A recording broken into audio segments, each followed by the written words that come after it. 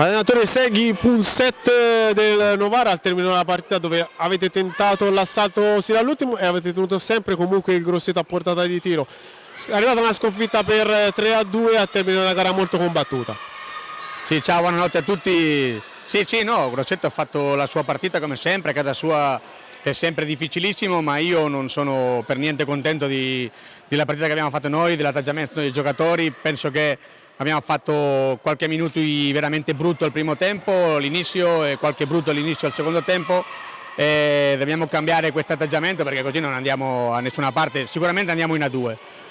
Il problema di questo è un po' di mentalità, dobbiamo arrivare alle piste come questa di Grosseto con una carica molto diversa a livello mentale e alla fine penalizza, perché Grosseto è una squadra di giocatori di qualità, di giocatori con esperienza, e noi se vogliamo venire qui e fare qualche cosa in più dobbiamo cambiare un po' l'atteggiamento.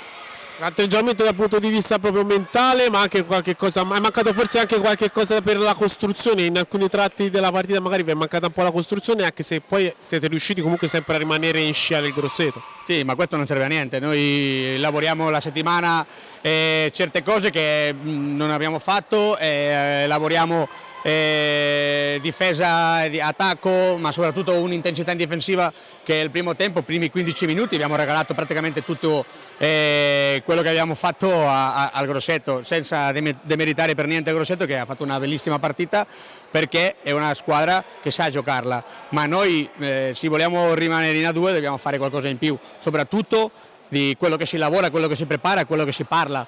Alla fine sono veramente arrabbiato, ma non serve a niente, alla fine dobbiamo continuare a lavorare, costruire, ma oggi veramente non sono per niente contento.